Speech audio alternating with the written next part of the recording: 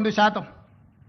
ప్రభుత్వంలో పనిచేసే ప్రతి ప్రభుత్వ ఉద్యోగి లెక్క కడితే 3.5 లక్షలు ఉంటారు దాదాపుగా. ఒక 3 లక్షల మంది కాంట్రాక్ట్ అవుట్సోర్సింగ్ ఉద్యోగస్తులు ఉంటారు. ఇంకొక 3 లక్షల మంది రిటైర్డ్ అయిన వాళ్ళు ఉంటారు. వీళ్ళు 9 లక్షలు దాదాపుగా ఈ సిబ్బంది ఉండే అవకాశం ఉంది. ఈ 9 లక్షల మంది 4 కోట్ల తెలంగాణ ప్రజల యొక్క సంక్షేమము, అభివృద్ధి, రాష్ట్రం యొక్క శాంతి భద్రతలను, పెట్టుబడులను అన్నిటిని కాపాడాలి. ఈ 3%, 2.5-3% ప్రజాప్రతినిధులు కావచ్చు, ప్రభుత్వ ఉద్యోగులు కావచ్చు, రిటైర్డ్ ఉద్యోగస్తులు కావచ్చు, కాంట్రాక్ట్ ఉద్యోగులు కావచ్చు, లేకపోతే అవుట్సోర్సింగ్ ఉద్యోగస్తులు కావచ్చు, వీళ్ళందరికీ జీత భత్యాలు ఇచ్చి ప్రభుత్వంలో పనిచేసే వాళ్లకు 35 సంవత్సరాలు, ప్రజాప్రతినిధులకు ప్రతి 5 సంవత్సరాలకు ఒకసారి ప్రభుత్వాలను ఎన్నుకునే విధం ప్రజలు మనకు అవకాశం ఇస్తారు. ఈరోజు మీరు ప్రకటించిన సమరం 98% ప్రజల మీద నేను అడగదలుచుకున్న ఉద్యోగ సంఘస్థులు. ఇవాళ ప్రతి ఉద్యోగి 10 సంవత్సరాలు తెలంగాణ రాష్ట్రంలో ఏనాడు మొదటి తారీఖు నాడు జీతాలు తీసుకోవాలి. ఇక్కడనే మీరున్నారు. మీరు ఒక్కసారి ఆలోచన చేయండి, గుండెల మీద చేయబెట్టుకొని. తెలంగాణ రాష్ట్రం ధనిక రాష్ట్రంగా ఏర్పడి 72,000 కోట్ల రూపాయల అప్పు ఆనాడు, ఇప్పుడే నేను రామకృష్ణారావు గారిని అడిగిన, దాదాపుగా 9 సంవత్సరాల నుంచి ఫైనాన్స్ సెక్రటరీగా వారే పనిచేస్తున్నారు. తెలంగాణ రాష్ట్రం వచ్చినప్పుడు మనం కడుతున్న అప్పు అసలు మిత్తి ఎంత అంటే నెలకు 500-600 కోట్ల రూపాయలు సార్. సంవత్సరానికి ఒక 6,000 నుంచి 6,500 కోట్ల రూపాయలు మనం అప్పు కట్టేది తెలంగాణ రాష్ట్రం జూన్ 2, 2014 నాడని రామకృష్ణారావు గారు చెప్పారు. ఇప్పుడు నేను అడిగిన ఇప్పుడెంత కడుతున్నామని అంటే 16 నెలలు, డిసెంబర్ 7, 2023 నుంచి మార్చి 31, 2025 నాటికి 1,52,000 కోట్ల రూపాయల అప్పులు అసలు మిత్తి కట్టినాం సార్. మనం తెచ్చిన అప్పు 1,58,000 కోట్లు. 1,58,000 కోట్లు 16 నెలల్లో మనం అప్పు తెస్తే పోయినైన చేసిన అప్పుకు అసలుకు మిత్తికి కలిపి 1,52,000 కోట్ల రూపాయలు మనం కట్టినాం సార్. తెచ్చిన ఏ ఒక్క రూపాయి కూడా ప్రజా సంక్షేమానికో ప్రభుత్వ ఉద్యోగస్తుల కోసం మేము ఆడలేదు. 8,29,000 కోట్ల రూపాయలు ఆయన పెట్టిపోయిన బకాయిలకు ఈ తెచ్చిన సొమ్మంతా అక్కడనే చెల్లించినాం సార్ అని రామకృష్ణారావు గారు ఈరోజు చీఫ్ సెక్రటరీ గారు నాకు వివరించారు. అదే కాకుండా ఈరోజు ఎంత కడుతున్నాము అని అంటే నెలకు 7,000 కోట్ల రూపాయలు అసలు మిత్తి కట్టాల్సిన పరిస్థితి ఉన్నది సార్. మనం తిన్నా తినకపోయినా అప్పులోనికి మనం 7,000 కోట్ల రూపాయలు ప్రతి నెల కట్టాల్సిందే సార్, తక్కువ అని రామకృష్ణారావు గారు చెప్తారు. తెలంగాణ రాష్ట్రం వచ్చిన రోజు 500 నుంచి 600 కోట్ల రూపాయల ఉన్న అప్పు ఈరోజు రేవంత్ రెడ్డి ముఖ్యమంత్రిగా పదవి చేపట్టిన 16 నెలల్లో 1,52,000 కోట్ల రూపాయలు మొదటి 16 నెలల్లో కట్టినామంటే యావరేజ్గా 9,000 నుంచి 10,000 కోట్ల రూపాయలు ప్రతి నెల అసలు మిత్తి నేను కట్టిన. కట్టుకుంటూ వచ్చినందుకు కొంత అప్పు భారం తగ్గి కొత్త అప్పులు నేను ఎక్కువ చేయకపోవడం వల్ల ఈరోజు 7,000 కోట్ల రూపాయలు ప్రతి నెల నేను కట్టాల్సిందే. ఇదే కాదు, మీ ప్రభుత్వ ఉద్యోగస్తులు 58 ఏళ్ల నుంచి 61 సంవత్సరాలకు మీ పదవీ కాలాన్ని పొడిగించారు. దాంట్లో మీరు అనుకున్నారు మీ పదవీ కాలాన్ని ఎక్కువ ఇచ్చిందని.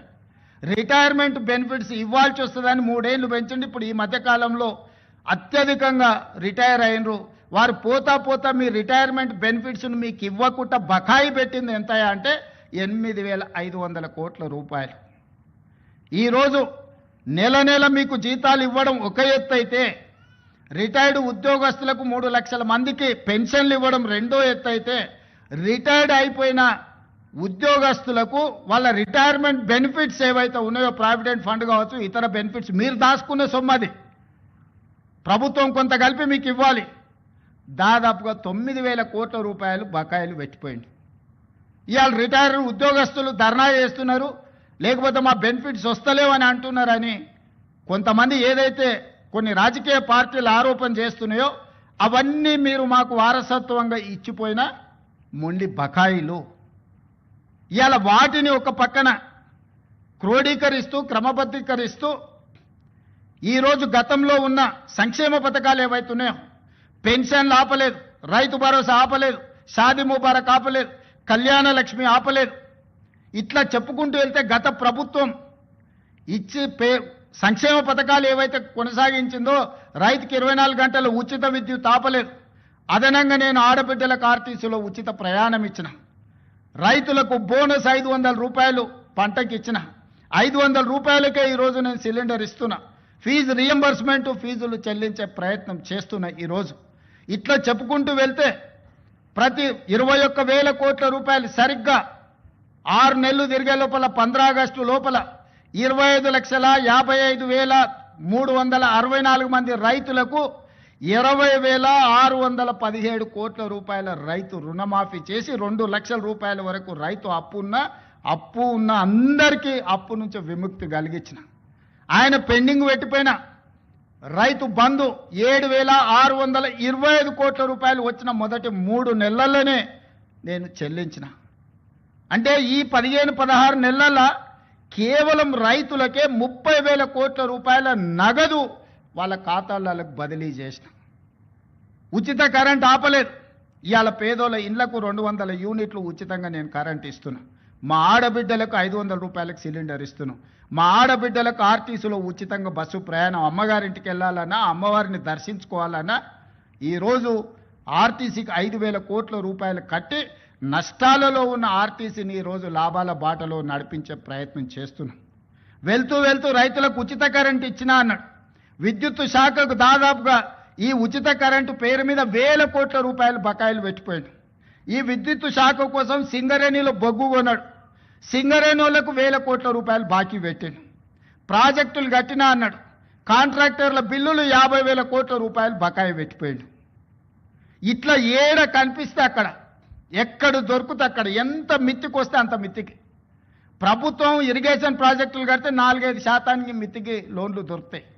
11% అప్పులు తీసుకొచ్చిండా. సొంతం కోసం చేస్తుండేనా? ఇవాళ 11%తోనే అప్పులు తేవడం అంటే ఇంతకంటే దుర్మార్గం ఎక్కడుండదు. మీ పోలీస్ స్టేషన్లలో వస్తాయి. పెద్ద కుటుంబాల పిల్లలు వ్యసనాలకు బానిసలై ఊరి మీద పడి అప్పులు చేసి ఆస్తులన్నీ అమ్మేస్తుంటారు. అట్లనే ఔటర్ రింగ్ రోడ్ అమ్మేసారు. ఆయన కష్టపడి కట్టిన 160 కిలోమీటర్ల ఔటర్ రింగ్ రోడ్డు 7,500 కోట్ల రూపాయలకి అమ్ముకొని పోయింది. గచ్చిబౌలి, మాదాపూర్, కొండాపూర్లో ఉన్న భూములన్నీ అమ్మేసాడు. ఒకప్పుడు గ్రామాలలో శ్రీమంతులు ఉంటే వాళ్ళ పిల్లలు సరైన ప్రయోజకులు కాకపోతే ఎట్లా ఏ విధంగా అయితే ఆస్తులన్నీ అమ్ముకొని ఖర్చు పెడతారో అట్లనే తెలంగాణ రాష్ట్రంలో కూడా 10 సంవత్సరాల పరిపాలన జరిగింది. నేను వచ్చిన తర్వాత ఒక గుంట భూమి కూడా ఈ రోజు వరకు అమ్మలే. ఇవాళ నేను చేసిన అప్పు మొత్తం పాత అప్పులు కట్టనికనే చేసిన.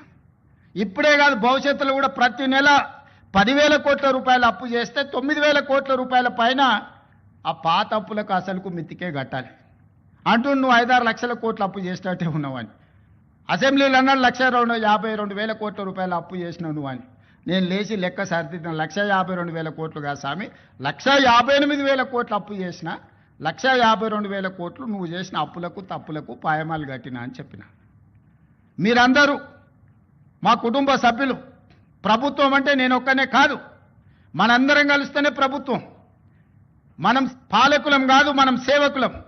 మీకు ఒక రెస్పాన్సిబిలిటీ ఉంది, నాకు ఇంకొక రెస్పాన్సిబిలిటీ ఉంది. Different designation. హోంగార్డ్కి ఎట్లా బాధ్యత ఉందో, కానిస్టేబుల్కి ఎట్లుందో, హెడ్ కానిస్టేబుల్కి ఎట్లుందో, ఎస్ఐకి ఎట్లుందో, సిఐకి ఎట్లుందో, డిఎస్పీకి ఎట్లుందో, ఎస్పీకి ఎట్లుందో, అప్ టు డీజీ ర్యాంక్ వరకు ఎట్లుందో, ఎలక్టెడ్ రిప్రజెంటేటివ్ పొలిటికల్ ఎగ్జిక్యూటివ్గా మాకు ఇంకొక బాధ్యత ఉంది. కానీ మనందరం కలిస్తేనే పంచాయతీరాజ్, రెవెన్యూ, ఆర్ఎండ్బి అన్ని శాఖలు కలిస్తే, పోలీస్ శాఖ కలిస్తేనే ప్రభుత్వం. మరి మీరందరూ ప్రభుత్వంలో భాగస్వాములు, ప్రజలకు జవాబుదారీగా ఉండాల్సిన వాళ్ళు, ప్రజల కష్టాలు ఉన్నప్పుడు ప్రజలను ఆదుకోవాల్సిన వాళ్ళు, ప్రభుత్వం ఆర్థిక ఇబ్బందులు ఉన్నప్పుడు సహకరించాల్సిన ఉద్యోగ సంఘాల నాయకులు ఈరోజు సమరం ప్రకటిస్తారు. ఎవరి మీద సమరం చేస్తారు? ఎవరిని మీరు ఈరోజు ఎవరిని నిందించదలుచుకున్నారు? ఎవరిని కొట్టదలుచుకున్నారు? ఎవరి మీద మీరు యుద్ధం ప్రకటిస్తున్నారని నేను సంఘాల నాయకులను అడగదలుచుకున్నా.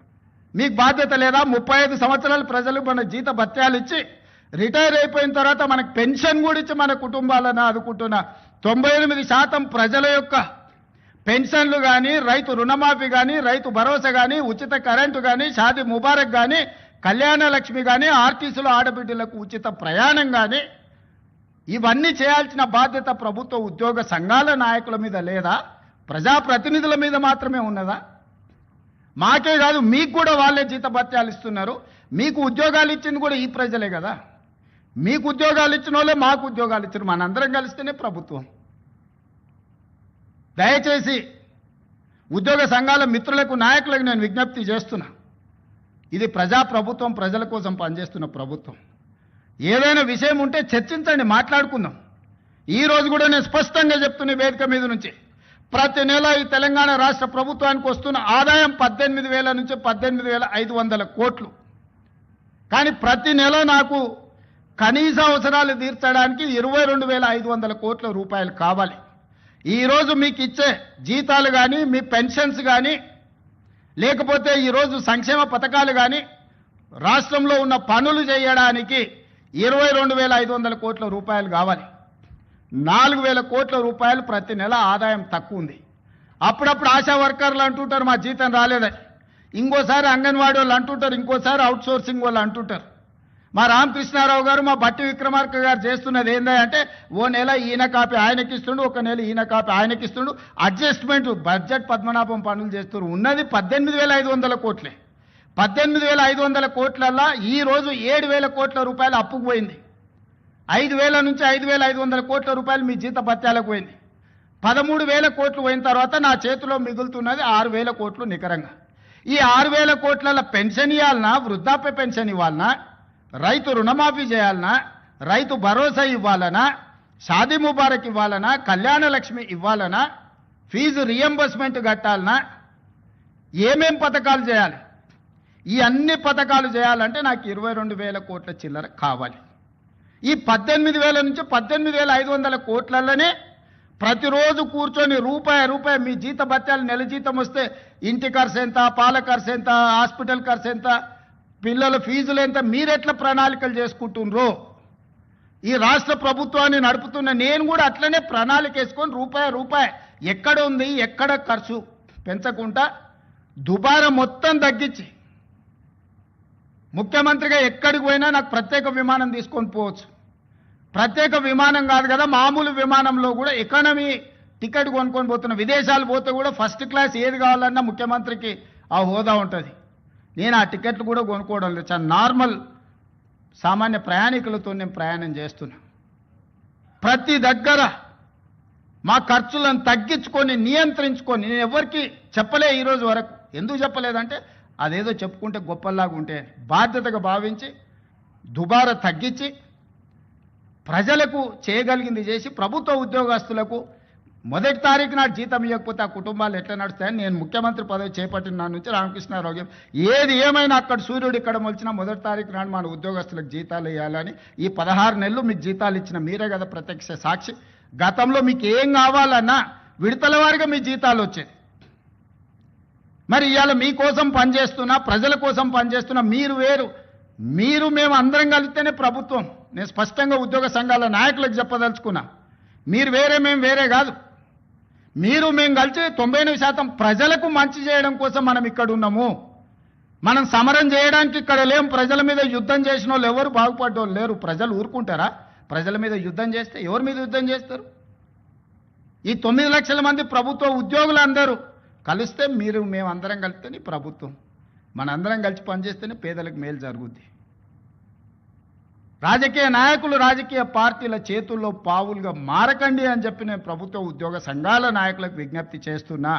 రాజకీయ నాయకులకు ఉంటుంది ప్రభుత్వాన్ని అస్థిరపరచాలని, ఈ ప్రభుత్వాన్ని బద్నాం చేయాలి, ఈ ప్రభుత్వం సాఫీగా నడవద్దని కొన్ని రాజకీయ పార్టీలకు, ఆ నాయకులకు ఉంటుంది. మీరు వాళ్ళ ఉచ్చులో పడి వాళ్ళ చేతిలో పావులుగా మారి, వాళ్ళ చేతిలో చురకత్తులుగా మారి ప్రజల గుండెల్లో కూర్చాలనే ప్రయత్నం చేస్తే అది గాయమవుతుంది తప్ప దానివల్ల ఏం లాభం లేదు.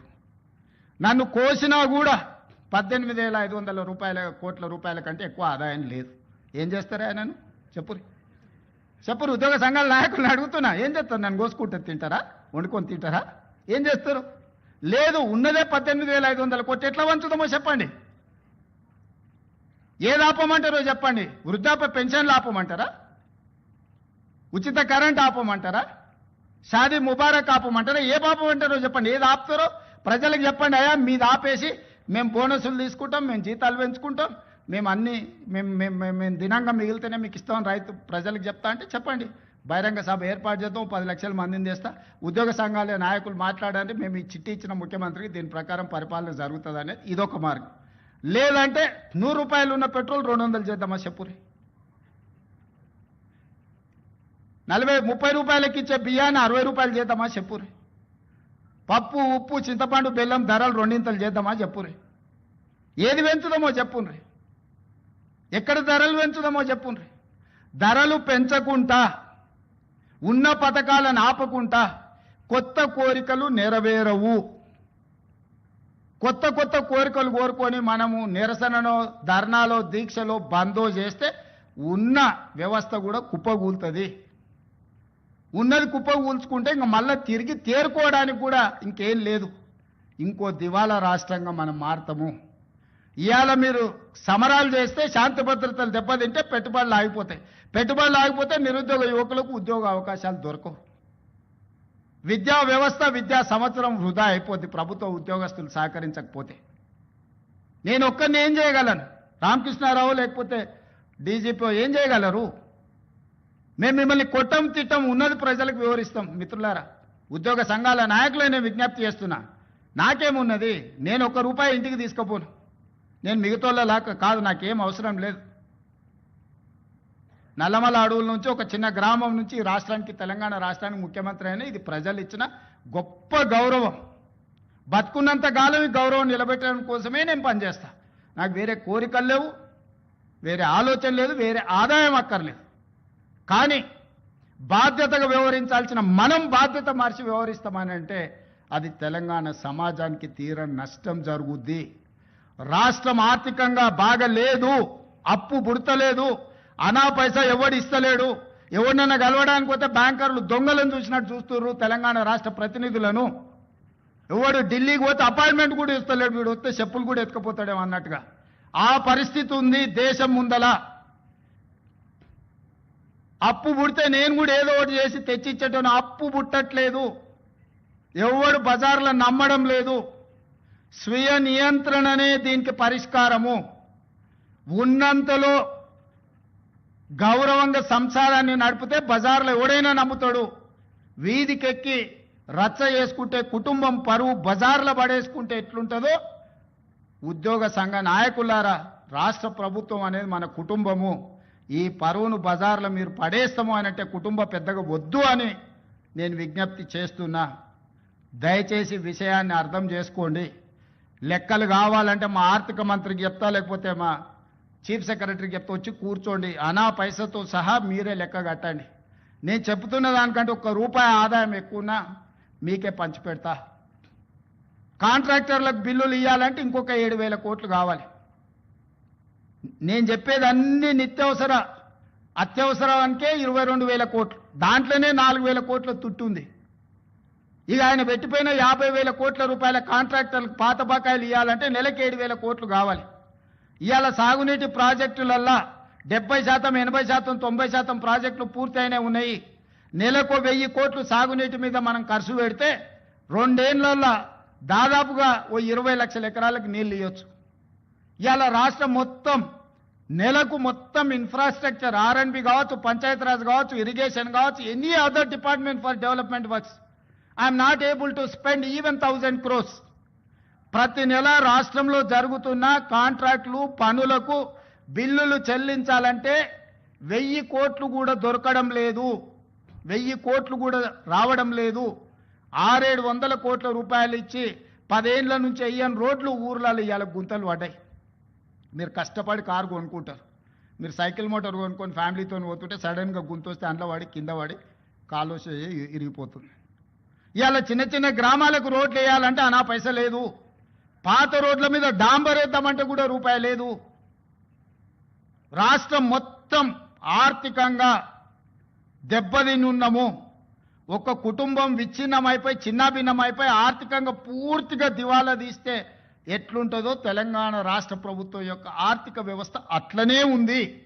ఎవరికైనా అనుమానం ఉంటే ఉన్న అన్ని లెక్కలు బహిరంగంగా చెప్తా. ఉద్యోగ సంఘాలు అందరు రాండి, ఆర్థిక శాఖ అధికారి దగ్గర కూర్చోండి, ఆర్థిక మంత్రి దగ్గర కూర్చోండి, సహకరించండి. నేను ఇవన్నీ ఎందుకు చెప్తున్నా అంటే మిమ్మల్ని సహకరించమని అడగడానికి చెప్తున్నా. మీరు సమరం చేయడం కోసంగా సమరం చేస్తా అంటే ఎవరు మీరు చేస్తారు? నేను మళ్ళీ చెప్తున్నా, నేను కోసినా కూడా ఇంతకంటే ₹1 ఎక్కువ వెళ్ళదు. బజార్లో ఎవడు నమ్మతలేడు.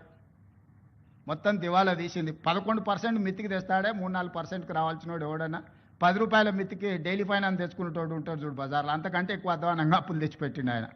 హ్యాపీగా పోయి ఫామ్ హౌస్లో దుప్పటి కప్పుకొని పండుకు సావునరా మీ సావు అని. 3 నెలలకు ఒకసారి బయటకు వస్తాడు, తిడతాడు, పోతాడు, అది ఫెయిలు, ఇది ఫెయిలు, ఇది ఫెయిలు, అది ఫెయిల్ అని. ఆయనకేముంది, ఆనందంగా ఉంది. ఆ చెప్పేటప్పుడు ఫేస్లో ఎంత ఆనందంగా అనిపిస్తుంది అంటే, రైతు బంధు ఫెయిల్ అనగానే ఆయన ఫేస్లో ఇట్లా బల్బు 1000 వోల్టుల బల్బు వెలిగినట్టుంది. ఎవడైనా బాధపడతాడా, అరే ఏదన్నా తప్పు జరిగింది ఎవరికైనా రాలేదంటే బాధతో చెప్తాం మనం. ఫీజు రియంబర్స్మెంట్ చేయలేదంటే అయ్యో పాపం పిల్లలు ఫీజులు కట్టకపోతే ఎట్లా వాళ్ళు చదివి ఎట్లా అని ఒక బాధ ఉంటుంది. జీత భత్యాలు రిటైర్డ్ ఉద్యోగస్తులకు బెనిఫిట్స్ ఇవ్వలేదంటే ఒక కన్సర్న్ ఉంటుంది, అరే నీ అమ్మ ఏందా ఇట్లా అయిపోయిందని. వారి ఫెయిల్ చూడండి, ఫెయిల్ చెప్పేటప్పుడు ఇది ఫెయిల్, ప్రతి ఫెయిల్ వెనకాల ఒక 1000 వోల్టుల బల్బు వెలిగినట్టు వెలుగుతుంది ఆయన ఫేసు.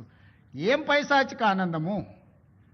ఈ విధ్వంసం మీరు చేసిందే కదా, ఈ ఆర్థిక విధ్వంసము.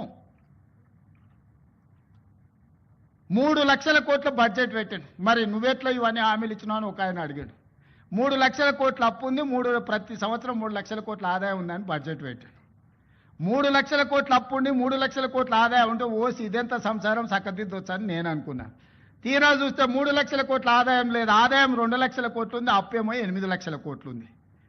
ఇక చెప్పురు మీరు అందరు కూడా చదువుకున్న వాళ్ళు ఐఏఎస్లు ఐపీఎస్లు అయినారంటే మీరు కూడా లైఫ్ టైం కష్టపడి మీరు ఎన్నో ఎగ్జామ్స్ రాసి ఇక్కడికి వచ్చిండ్రు. ఒక పోలీస్ ఎస్ఐ కావాలంటే కూడా ఎంత చదవాలను నాకు తెలుసు.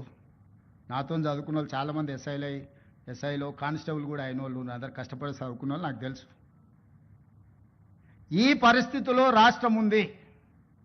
దయచేసి ఉద్యోగ సంఘాల నాయకులకు నేను విజ్ఞప్తి చేస్తున్నా, సమరం కాదు ఇప్పుడు కావాల్సింది, సమయస్ఫూర్తి కావాలి. రాష్ట్రాన్ని ముందుకు నడిపించాలంటే చిత్తశుద్ధి కావాలి, పట్టుదల కావాలి, కష్టం కావాలి. మన రక్తాన్ని చెమటగా మార్చి మనల్ని నమ్ముకున్న 98% ప్రజలకు సేవలు అందించాలి. 35 ఏళ్ళు సర్వీసులో ఆ తర్వాత రిటైర్డ్ అయినా మనం బ్రతకడానికి ప్రజలు కట్టిన పన్నులో నుంచి ప్రభుత్వం పనిచేస్తుంది. ప్రజాప్రతినిధిగా తెలంగాణ రాష్ట్ర ముఖ్యమంత్రిగా నేను జీవితకాలం ఊడిగం చేసినా కూడా తక్కువనే అవుతుంది ప్రజలు ఇచ్చిన అవకాశానికి. ప్రభుత్వం అంటే రేవంత్ రెడ్డి వేరు, ప్రభుత్వ ఉద్యోగస్తులు వేరు కాదు. మేము కలిస్తేనే ప్రభుత్వం. మనం పాలకులం కాదు, మనం సేవకులం. ప్రజలకు సేవ చేయడానికే ఇక్కడ ఉన్నాం. సంఘాల నాయకులారా, కార్మిక సంఘాల నాయకులారా, అది ఆర్టీసీ కావచ్చు, సింగరేణి కావచ్చు, విద్యుత్ కార్మికులు కావచ్చు, ప్రభుత్వ ఉద్యోగస్తులు కావచ్చు, మీకు అందరికీ నేను విజ్ఞప్తి చేస్తున్నా, సవినయంగా మనవి చేస్తున్నా, మన బాధ్యతలు మనం నిర్వహించుకుందాం. ఈ కొట్లాడి తెచ్చుకున్న తెలంగాణ కోతుల గుంపుకు అప్పచెప్పినట్టు చేసుకోవద్దు. మనం సాధించుకున్న తెలంగాణను మనం అభివృద్ధి పదం వైపు నడిపించుకుందాము. ప్రపంచానికే ఆదర్శంగా నెంబర్ 1గా నిలబడేటట్టు చేద్దాం. కష్టపడుతున్న రోజుకు 18 గంటలు. ఏ రోజైనా డిసెంబర్ 7, 2023 నాడు బాధ్యత తీసుకున్నాక ఈ రోజు వరకు ఒక్క రోజైనా, ఒక్క గంట అయినా నేను సెలవు తీసుకున్నానా మీరు ఆలోచన చేయండి. నాకు జీవితంలో ఏమి లక్ష్యం లేదు. తెలంగాణ రాష్ట్రం దేశానికే ఆదర్శంగా ఉండాల్సిన తెలంగాణ మోడల్ను, తెలంగాణ రైజింగ్ అని ఈరోజు దేశానికే ఆదర్శంగా నిలబడాలని, తీర్చిదిద్దాలనేదే నా పట్టుదల.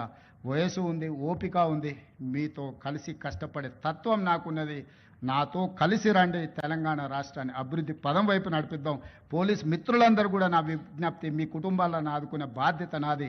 శాంతి భద్రతలు కాపాడండి, డ్రగ్స్ మీద ఉక్కుపాదం పెట్టి తొక్కండి, సైబర్ క్రైమ్లను నియంత్రించండి.